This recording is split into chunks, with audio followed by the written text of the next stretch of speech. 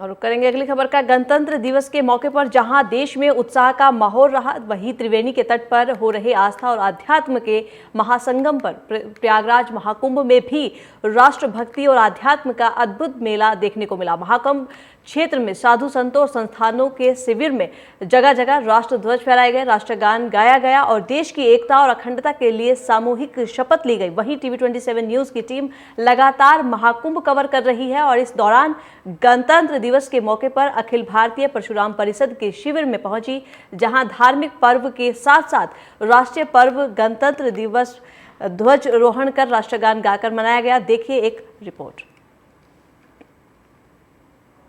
अलग अलग तस्वीरें दिखाई दे रही हैं। इस समय हम राष्ट्रीय परशुराम परिषद के शिविर में हैं और यहाँ एक अद्भुत तस्वीर दिखाई दे रही है। आपको बताना चाहेंगे कि आज गणतंत्र दिवस है और कहीं ना कहीं इस पूरे कुंभ मेले में एक पहला ऐसा जगह है जहां से राष्ट्रगान गाया गया और तिरंगा भी यहां से फहराया गया, ध्वजारोहण हुआ है। हमारे साथ जो है कि राष्ट्रीय परशुराम परिषद के संस्थापक उत्तर प्रदेश सरकार के पूर्व मंत्री सुनील वराला जी मौजूद हैं। इनसे बात करेंगे। सर, पहला ऐसा शिविर जहां तिरंगा फहराया गया, राष्ट्रगान हुआ।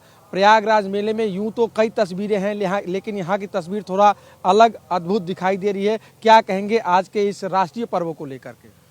आज प्रयागराज में जो दिव्य कुंभ है ये 144 साल बाद है और यहाँ बड़े स्तर पर भगवान श्री परशुराम जी को लेकर के राष्ट्रीय परशुराम परिषद के महाशिविर में, जहाँ हमारे लगभग 1200 लोगों की रुकने की, ठहरने की यहाँ व्यवस्था है। तो यहाँ ऐसे परिवार हमारे रुके हुए हैं और ये जो आप देख रहे हैं ये भगवान श्री परशुराम जी का एक कथा पंडाल है, जहाँ श्री परशुराम कथा का यहाँ से आरंभ हुआ है। आप उधर देखते हैं भगवान श्री परशुराम जी का जो अवतारी रूप है वो 51 फुट के इस परिसर के अंदर विराजमान है। यहाँ माँ रेणु का कुटीर है, यहाँ श्री परशुराम धाम है, यहाँ पर आपका सप्तऋषि का धाम है।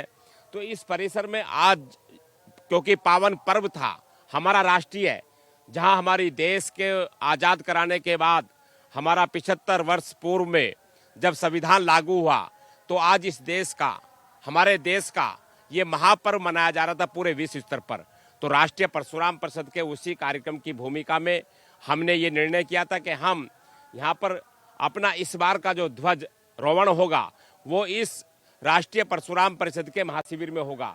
आज हमारे सभी यहाँ के पदाधिकारी, कार्यकर्ता और सैकड़ों की संख्या में यहाँ उपस्थित थे और प्रातः यहाँ पर ध्वजारोहण किया गया और यहाँ के राष्ट्र को लेकर के संकल्प लिया गया और भगवान श्री परशुराम जी पर जो यहाँ संकल्पित शुरू हुआ है जीवन के संस्करण को लेकर के, यहाँ से 1,08,000 मूर्ति वितरण कार्यक्रम यहाँ से जारी है। यहीं से भगवान श्री परशुराम जी का 1,08,000 जो चालीसा बनकर के यहाँ से निकला है, जगत गुरु भगवान शंकराचार्य जी के द्वारा हमारे जो द्वारकाधीश पीठाधीश्वर पूज्य सदानंद जी ने यहाँ से उसका विमोचन किया था। तो यहाँ से वो अनवरत लगातार जारी है। तो राष्ट्रीय परशुराम परिषद के महाशिविर में हम सबको ध्वजारोहण करने का यहाँ पर सौभाग्य प्राप्त हुआ। हमारे सभी यहाँ के जितने भी श्रोता, यहाँ के जितने भी पदाधिकारी थे और भगवान श्री परशुराम जी के बड़ी संख्या में अनुयायी आकर के आज यहाँ पर ध्वजारोहण में भाग लिया। और मैं पुनः सभी को आज गणतंत्र दिवस के अवसर पर सभी को हृदय से बधाई देता हूँ, धन्यवाद देता हूँ। आपने कहा कि यहाँ से भगवान परशुराम की मूर्ति और चालीसा वितरित किया जा रहा है। क्या लग रहा है आज सनातन धर्म और इससे इतर जो धर्म है, जिस तरह से टकराव हो रहा है, ब्राह्मण जो परिवार है वहाँ पर जिस हिसाब से उनकी स्थिति है, क्या आज कहीं ना कहीं हर एक परिवार में भगवान परशुराम की मूर्ति होना कितना जरूरी है और इस अभियान को कहाँ तक लेके आप जाएंगे? ये 1,08,000 परिवारों में ये प्रथम चरण से प्रारंभ हुआ है और दिव्य कुंभ के परिसर से प्रारंभ हुआ है। ये जो जिस प्रकार की आसुरियां शक्तियां हैं, यानी कि एक ऐसा वर्ग है पूरे भारतवर्ष के अंदर जहां ब्राह्मणों के अपमान को लेकर के, ब्राह्मणों को एक दूसरे से बढ़ाना को लेकर के, ब्राह्मणों को ओबीसी से बढ़ाना, ब्राह्मणों को ठाकुरों से, क्षत्रियों से भिड़ाना और दलितों से विपरीत करना, जिस प्रकार का ये षड्यंत्र चल रहा है कूटनीति के आधार पर, यही एक संकल्प होगा जहां उन आसुरी शक्तियों का विनाश करने का काम राष्ट्रीय परशुराम परिषद अपने सोशल मीडिया और मीडिया के माध्यम से करेगा। और उसके बाद भगवान श्री परशुराम जी का, जो भगवान शंकर जी का आशीर्वाद रूपी वरदान जो फरसू है, उस फरसू का भी यहाँ से उपयोग होगा। देश में देखा जाए तो हमेशा जब राजनीतिक सरगर्मियां तेज होती हैं, बाकी वोट बैंक की राजनीति के लिए कहीं ना कहीं ब्राह्मण वर्ग को सीधे नीचे ले जाया जाता है। जिस तरह से ब्राह्मण वर्ग का अपमान होता है, मनुस्मृति का अपमान होता है और भ्रांति वाली कथाएं जो बताई जाती हैं, कहीं ना कहीं ब्राह्मण जो है वो गुरु रहा है, हमेशा से सदियों से गुरु रहा है। एक ब्राह्मण होने के नाते, राष्ट्रीय परशुराम परिषद के संस्थापक होने के नाते बाकी जो जाति धर्म के लोग हैं उनको बताने की कोशिश करेंगे कि आखिर ब्राह्मण कौन है और ब्राह्मण कैसे सबका भला चाहता है। देखिए, ब्राह्मण का एक संकल्प होता है। ब्राह्मण एक जाति नहीं है, ब्राह्मण एक विचारधारा है। और ब्राह्मण जो है सर्वे भवन्तु सुखिना को लेकर के आगे बढ़ता है। सबके सुख और सबके दुख को लेकर के वो साथ चलता है, सबको साथ लेने की क्षमता रखता है। कुर्बानी और बलिदान करने का उसका इतिहास है ब्राह्मण का। ब्राह्मण कोई सामान्य विचार नहीं है। सामान्य विचार इसलिए नहीं है कि ब्राह्मण जन्म से लेकर के मृत्यु तक वो सबके सहयोग के लिए तत्पर खड़ा रहता है, अपने आप को त्याग करता है, तपस्या करता है, बलिदान करता है, कुर्बानी देता है। उस इतिहास में इतने नाम हैं, अगर मैं गिनूं तो उसका अनगणित हो जाएगा, मेरे शब्दों कम पड़ जाएंगे। तो ये ब्राह्मण का एक विचारधारा और ब्राह्मण का जो एक योगदान है इस राष्ट्र के लिए, वो अपूर्व बड़ा योगदान है। उस योगदान को उस निकृष्ट और निकम्मे लोगों को जगाने की आवश्यकता है और उनको जो वे आर्थिक जो प्रभाव में आकर के या इस देश को तोड़ने की कोशिश उनकी है, यहाँ पर जिस प्रकार का षड्यंत्रकारी है और जो राजनीतिक लोग उनका दुरुपयोग कर रहे हैं, अब ब्राह्मणों का कोई राजनीतिक दुरुपयोग नहीं कर पाएगा। ब्राह्मण इस कुंभ से जागरूक होकर के निकलेगा। वो अपने स्वाभिमान, अपने सम्मान और अपने राजनीतिक अस्तित्व को वो वापस लेके आएगा, ऐसा संकल्प यहाँ से हो रहा है।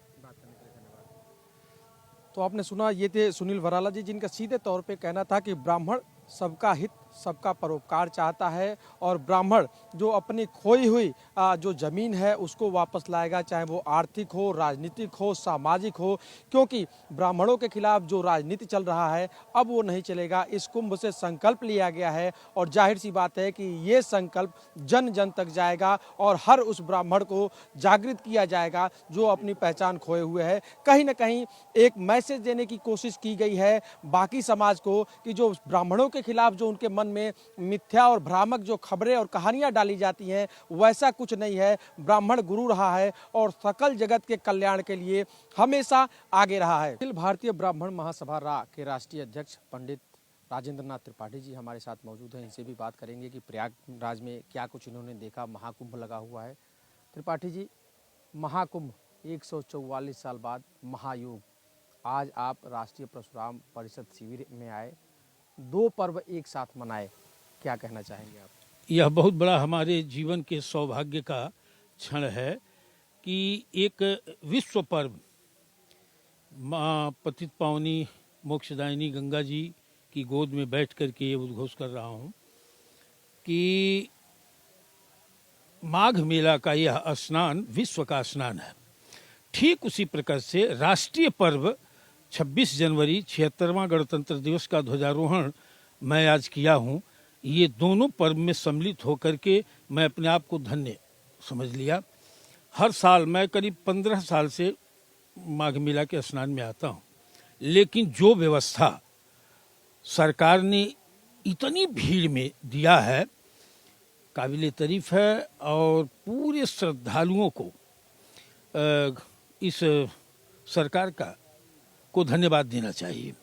कहीं भी एक गंदगी का कण भी आपको नहीं मिलेगा, चाहे वो सार्वजनिक मार्ग हो या किसी का ये पंडाल हो, कैंप कार्यालय हो, कहीं भी इतने सफाई कर्मी तल्लीनता के साथ व्यवस्थाओं को शासन प्रशासन के लोग जुटे हुए हैं कि कहीं से कोई शिकवा शिकायत नहीं।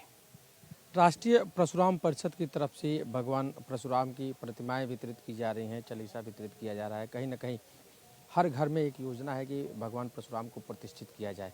ब्राह्मण कल्याण उत्थान के साथ साथ सभी धर्मों की समरसता के लिए कितना महत्वपूर्ण, कितना जरूरी है? देखिए, ब्राह्मण के कल्याण से ही राष्ट्र का कल्याण होगा, सनातन का कल्याण होगा, हिंदुत्व का कल्याण होगा, समाज और राष्ट्र का कल्याण होगा। और अगर ब्राह्मण दुखी होगा और सुरक्षित होगा तो ये सब खतरे में पड़ जाएंगे। मैं तो पूरा 25 साल का जीवन दे रहा हूँ, इसलिए कि इस धरती पर सिर्फ ब्राह्मण है जो कहता है वसुधैव कुटुंबकम सर्वे भवन सुखना, विश्व का कल्याण हो, प्राणियों में सद्भावना हो। ये भावना, सिद्धांत और इस पर आचरण और कार्य करके दिखाता है ब्राह्मण, इसलिए ब्राह्मण की सुरक्षा भी परमावश्यक है। इस मेले में जो TV27 की टीम है वो लगातार पहले दिन से ही रन कर रही है, ग्राउंड जीरो से रिपोर्टिंग कर रही है। तमाम महामंडलेश्वरों से हमारी बात हुई, जो शंकराचार्य हैं उनसे भी बात हुई, उन्होंने सनातन बोर्ड की मांग की। क्या लग रहा है कि सनातन बोर्ड जरूरी है, तो क्या ब्राह्मण बोर्ड भी बनना चाहिए? नहीं नहीं नहीं नहीं, सनातन बोर्ड से तमाम तरह के लोगों को दो तरफा लाभ मिलेगा और ब्राह्मण बोर्ड से ब्राह्मण को लाभ मिलेगा। इसलिए कि जिस देश में, प्रदेश में महिला आयोग है, पिछड़ा आयोग है, अल्पसंख्यक आयोग है, अति पिछड़ा आयोग, सारे आयोग तो बने ही हुए हैं। अब उसमें सनातन का क्या मतलब है? सनातन की आत्मा, मैं कहा कि ब्राह्मण है, ब्राह्मण आयोग बनाया जाए ना, ब्राह्मण को कहीं कोई पूछने वाला नहीं है। ब्राह्मण आयोग से भी सनातन आयोग ही माना जाएगा। देखा जाए तो इस मेले में साधु संत महात्मा, ऐसे ऐसे महात्मा हैं जो केवल महाकुंभ में ही प्रकट होते हैं, दिखाई देते हैं, आकर्षण का केंद्र बनते हैं। लेकिन इस बार कुछ ऐसे भी लोग जो न साधु हैं, न संत हैं, न किसी के शिष्य हैं और सुर्खियां बटोरने के लिए सबसे पहले आ गए। जैसे IITN बाबा, वो हर्षा करके कोई मॉडल हैं, वो आ गई। ममता कुलकर्णी ने जो है कि संन्यास ग्रहण किया और सीधे उनको महामंडलेश्वर बना दिया गया। क्या लग रहा है कि जो साधु संत महात्मा हैं और जो ये हैं, इन दोनों में कैसा भेद आप पाते हैं? क्या ऐसा होना चाहिए? देखिए, अपवाद आते रहते हैं हर जगह, हर विषय में। अब जैसे मेले में कुछ अति विकृत महत्वाकांक्षी भी लोग, चाहे वो संत हों, चाहे जो भी हों, जो विकृत महत्वाकांक्षा के शिकार हैं, ऐसे भी लोग आएंगे। इसी में पुण्यात्मा, धर्मात्मा, पापात्मा सभी लोग अवतार लेंगे, आएंगे, जाएंगे।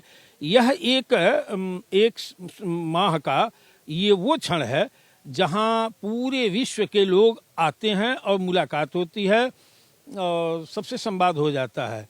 तो यह एक आपसी सम्मेलन का एक बहुत बड़ा सेंटर है विश्व का। और यूं भी प्रयागराज तो तीर्थों का स्थान है, तीर्थ के राजा कहे जाते हैं। और ये हम सभी लोगों के लिए सौभाग्य की बात है, चाहे वो पापात्मा हो चाहे पुण्यात्मा हो, जो जितना लूट सके लूट ले अपनी मनोभाव के अनुसार। ज्ञान लूट ले, पुण्य लूट ले, कोई पाप करता है पाप लूट ले। यहाँ है सब लोग स्नान पुण्य के हिसाब से, सोच से आते हैं। इसी में तमाम पापात्माएं भी आती हैं जो चोरी चमारी और तरह तरह के गलत कार्य करके ठगी बेईमानी करने के भी नियत से लोग आते हैं। तो अब इसको कहाँ तक रोका जा सकता है? जाकी रही भावना जैसी, हर मूरत देखी तिन तैसी। बात करने के लिए धन्यवाद। बहुत बहुत धन्यवाद। तो ये थे पंडित राजेंद्र त्रिपाठी जी, जिनका सीधे तौर पे कहना था कि जाकी रही भावना जैसी, हरि मूरत देखी तिन तैसी। ये महाकुंभ है, कहीं ना कहीं आस्था की डुबकी लगाने के लिए हर कोई देश के विदेश के कोने कोने से आता है। जैसे संत महात्मा सनातन बोर्ड की मांग कर रहे हैं, इनका सीधे तौर पे मांग है कि अगर जो ब्राह्मण बोर्ड बना दिया जाए तो फिर सनातन बोर्ड की कोई ज़रूरत नहीं पड़ेगी, क्योंकि ब्राह्मण हमेशा से, सदा से, आदिकाल से गुरु की भूमिका में रहा है और ब्राह्मण ही एक ऐसा है जो सबका कल्याण कर सकता है। तो कहीं ना कहीं ब्राह्मण बोर्ड की आज ज़रूरत है और जाहिर सी बात है कि ये मैसेज सरकार तक जाएगा और इस पे भी जो है कि बात विचार और चर्चाएं हो सकती हैं। बहरहाल आपको फिर ले चलते हैं मेले की तरफ और मेले में भी दिखाने की कोशिश करेंगे कि आगे की क्या स्थिति है और कैसे मौनी अमावस्या को लेकर के लोग दूर दूर से यहाँ पे लगातार जो है कि आ रहे हैं और अपना कहीं ना कहीं जो बाड़ा है और ठिकाना है वहाँ पे रुक रहे हैं। आने वाले दिनों में इनकी संख्या और भी बढ़ सकती है। सरकार का जो आंकड़ा है वो ये है कि मौनी अमावस्या को 8 करोड़ से ज़्यादा लोग स्नान कर सकते हैं। हमारे साथ डॉक्टर प्रियंका शुक्ला जी मौजूद हैं, जो कोऑर्डिनेटर हैं राष्ट्रीय परशुराम परिषद की, मेला कोऑर्डिनेटर हैं। इनसे बात करेंगे। मैम, इस समय हम राष्ट्रीय परशुराम परिषद के शिविर में हैं। आज ये पहला ऐसा शिविर है जहां से राष्ट्रगान और ध्वजारोहण 26 जनवरी के अवसर पर देखने को मिला। सबसे पहले आपसे जानना चाहेंगे कि क्या कुछ रहा कार्यक्रम, कैसा रहा, कौन कौन लोग आए थे? देखिए, ये बहुत गर्व का विषय है हम सबके लिए, देशवासियों के लिए, कि आज देश का इतना महान पर्व और धर्म का इतना महान पर्व दोनों एक साथ मनाने का अवसर हमें प्राप्त हुआ। कुंभ की भूमि से मैं सबको प्रणाम, वंदन, अभिनंदन और साथ में चंदन प्रेषित करती हूँ। हमारे भैया का जो डायलॉग है वो मैं बोलने का प्रयास कर रही हूँ। मेरा कहना ये है कि यहाँ पर जितना भी कार्यक्रम जो मनाया गया वो हम लोग कल शाम से ही तैयारी में लगे हुए थे। गणतंत्र दिवस के अवसर पर हम लोगों ने जो भी हमारे प्रचारक संघ के थे उनको बुलाया, क्योंकि आज मेले की व्यवस्थाओं को बदला गया है तो रूट बहुत चेंज करे गए और आने जाने की व्यवस्था तो कुछ हमारे लोग नहीं भी वीआईपीज मूवमेंट हो पाया, लेकिन बहुत अच्छे तरीके से हमारे जो राष्ट्रीय अध्यक्ष हैं माननीय भराला जी, सुनील भराला जी, उनके अध्यक्षता में ये कार्यक्रम संपन्न हुआ। संतोष जी जो हैं उन्होंने हमारे इस पूरे कार्यक्रम की एंकरिंग की और बाकी सभी आपके सामने था। लोगों को जो भी हमारे कर्मचारी थे उनको हम लोगों ने परशुराम जी की मूर्ति दे करके उनका उत्साह बढ़ाने के लिए उनको परशुराम जी की मूर्ति दे करके उनका उत्साहवर्धन करते हुए कार्यक्रम का विसर्जन किया। जो है कि ये कार्यक्रम तो है, ठीक है, महाकुंभ चल रहा है, महामेला, अलग अलग अद्भुत तस्वीरें ऋषि मुनि महात्मा संत ज्ञानी की देखने को मिल रही है। अखाड़े हैं जो सबको अपनी तरफ आकर्षित कर रहे हैं। ऐसे में कई ऐसे चेहरे भी हैं जिनको कोई नहीं जानता था। हर्षा हैं, IITN बाबा हैं, ऐसे तमाम बाबा आ गए हैं जो तपस्वियों की तपस्या को भी साइडलाइन करके मीडिया की सुर्खियां बटोर रहे हैं। क्या कहेंगी? अरे ये तो बहुत ही हृदय वाला विषय आपने उठा लिया। दुखद दुखद अत्यंत दुखद पवित्र और एक इतने बड़े महापर्व पर कभी हर्षा कभी ममता कुलकर्णी, ये 100 चूहे खा के बिल्ली हज को चली वाली कहानी इन पे चरितार्थ होती। ममता कुलकर्णी जी को, लक्ष्मी जी को क्या जरूरत थी महामंडलेश्वर बनाने की? उन्होंने ऐसा क्या सनातन के लिए, या वो कितनी सनातन में परिपक्व हैं, ये हम सब जानते हैं। और दूसरी बात, मैं समझती हूँ कि चलिए परिवर्तन होता है, व्यक्ति में परिवर्तन होता है, लेकिन इस तरीके से थोड़ा समय दीजिए ना। आप फिर बवंडर काट करके महामंडलेश्वर मत बनिए। ऐसा लग रहा है कि मतलब जो उपाधियां हैं वो बंटती जा रही हैं। भाई देखिए, लक्ष्मी जी ने, मुझे ऐसा लग रहा है ये जो किन्नर बोर्ड बनने जा रहा है ये सारी प्लानिंग उसके तहत हुई है। मेरी अपनी मान्यता है, मैं किसी को कुछ कह नहीं रही हूँ, लेकिन ये मुझे ऐसा लग रहा है जो बोर्ड किन्नर बोर्ड बन रहा है उसी के तहत कुछ लोग इसमें जंप मार रहे हैं किन्नर समाज के थ्रू। क्या किन्नर समाज और कहा ममता कुलकर्णी, क्या मतलब था किन्नर समाज के द्वारा ममता कुलकर्णी जी का महामंडलेश्वर बनना? दूसरा हर्षा अगर मैं कह रही हूँ अभी एक आयु नहीं है क्या, अगर आप साधक नहीं तो आप इतने मॉडर्न कपड़े पहन करके, इतना चेहरे पर मेकअप पोत करके, अलग तरीके का जो आपका तेज है भी नहीं, वो दिख भी नहीं रहा, सिर्फ आप एक डमी के रूप में बैठा दी गई हैं ताकि आप लोग आपसे आकर्षित हों और बस लोग अपने, तो ये हर्षा तो केवल पपेट है। मैं तो उनको ये कहूँगी कि वो तो एक डमी के रूप में बैठा ली गई थी। इस तरीके के अगर हमारे समाज में जो समाज में कार्य कर रहे हैं महिलाएं, जो इतनी साध्वियां पड़ी हुई हैं, इतने लोग पढ़े, उनके विषय में लोग जानने का प्रयास करें। कभी किसी की आंखों पे बात होती है, कभी किसी के होठों पे बात होती है, कभी ये कुंभ इसका विषय है क्या? मतलब कुंभ को कितना गिरा दिया गया है, धर्म को कितना गिरा दिया गया है, हमारी संस्कृति और सभ्यता का प्रदर्शन यहाँ हो रहा है, पूरे विश्व में संदेश जा रहा है। और सिर्फ हर्षा, ममता कुलकर्णी और जाने कौन कौन से नाम, ये महिलाओं के, एक वो बच्ची है जिसकी आंख वो बहुत अच्छी है, सुंदर है, उसका वीडियो वायरल हो रहा है, ये क्या है? ये विषय नहीं है, ये सिर्फ और सिर्फ सनातन को गिराने का विषय है। ये भी मुझे ऐसा लगता है किसी साजिश के ही थ्रू हो रहा है ताकि भटका करके हमारी परंपरा, हमारी संस्कृति का जो मेन उद्देश्य रहा है कुंभ को दिखाने का, प्रयास करने का। कितना हमारे माननीय मुख्यमंत्री जी ने कितना सुंदर आयोजन कुंभ का किया है, कितना विस्तृत रूप से ये संदेश पूरे विश्व में जा रहा है। और हम कौन सा संदेश लेकर, तो मैं मीडिया लोगों से भी ये कहूंगी, मीडिया इस तरीके के सारी सूचनाओं को बिल्कुल बैन लगा दे, बंद कर दे, सिर्फ संतों के बीच जाए, सिर्फ जो महान संत हैं और जो अदृश्य संत है वो भी मीडिया को दिखाई देंगे। मेरा पूर्ण विश्वास है अगर मीडिया भी पूरी तरीके से यहाँ पर ढूंढने का प्रयास करेगी तो इसलिए ऐसे अपने टीआरपी मत बढ़ाइए। ईश्वर की आराधना करने वाले, ईश्वर में रमे हुए संतों को ढूंढिए और लोगों तक पहुंचाइए ताकि लोगों के अंदर सनातन की वो लौ जगा सके। ये लोग क्या लौ जगाएंगे, ये तो पता नहीं क्या जगाने के लिए पैदा हुए हैं। तो इस तरीके की बातों का मैं विरोध करती हूँ। इस कुंभ में राष्ट्रीय परशुराम परिषद की तरफ से एक संकल्प लिया गया है कि भगवान परशुराम की प्रतिमा हर भारतवासी के घर में स्थापित हो, और इसका अभियान शुरू भी हो चुका है इस महाकुंभ से सुनील भराला जी के द्वारा। ये अभियान कितना चुनौतीपूर्ण है, कब तक ये पूरा किया जाएगा, क्या अनुमान लगाया जाए? ये तो बहुत ही सुंदर अभियान, ये तो परशुराम जी स्वयं सुनील भराला जी के वो माध्यम बने हैं, वो अपना कार्य करवा रहे हैं, वो सूक्ष्म रूप से व्याप्त है यहाँ पे, वो दिख ही तो नहीं रहा है क्योंकि हमारे चक्षु ज्ञान नहीं खोले हैं।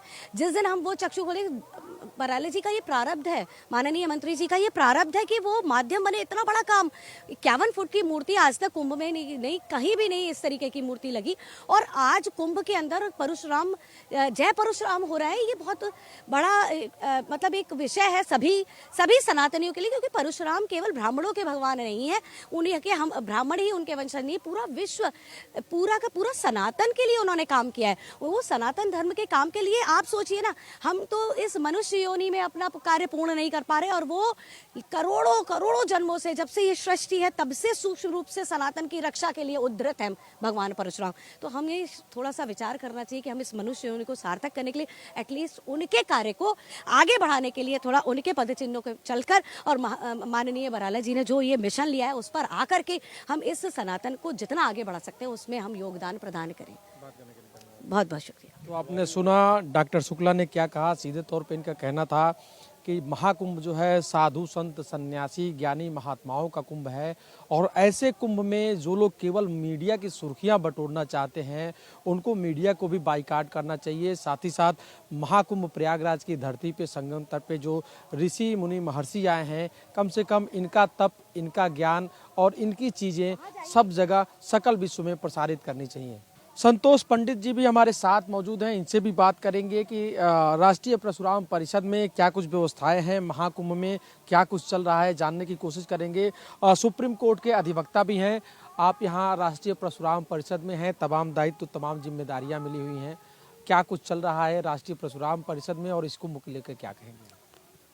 सनातन गर्व महाकुंभ पर्व प्रयागराज 2025 भारतीय सभी सनातन संस्कृति और सभ्यता का जो परिचायक माननीय मुख्यमंत्री योगी आदित्यनाथ जी ने 46 किलोमीटर में ये जो मेला प्रांगण महाकुंभ का, जो हमारे जीवन का पहला और सभी सनातनियों के जीवन का पहला और आखिरी महाकुंभ है, जो 144 वर्ष के बाद हमें यह गौरव प्राप्त हुआ है।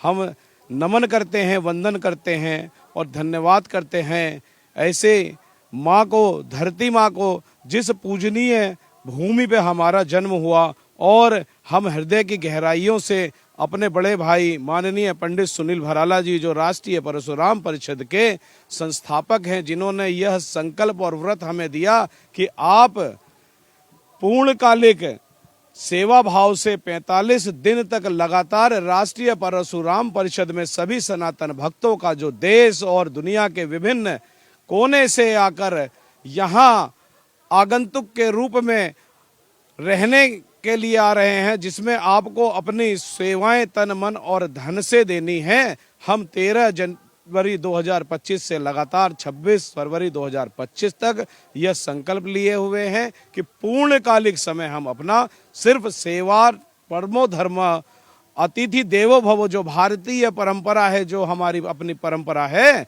उसको आगे बढ़ाते हुए इन गौरव के क्षणों में यह जो समय हमें मिला है उसको फलीभूत करने के लिए संकल्पबद्ध हैं और व्रतबद्ध हैं।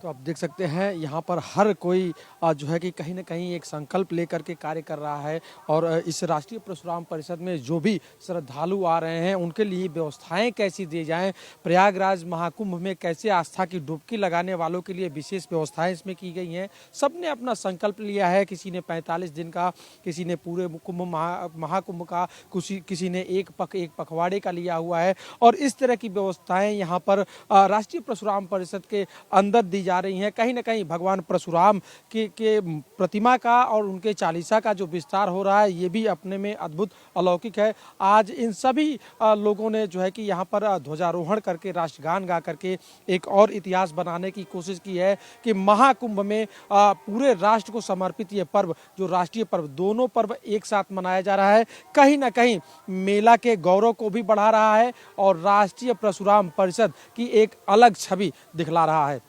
वीडियो जर्नलिस्ट अमर के साथ पंकज तिवारी, TV 27 न्यूज़, प्रयागराज।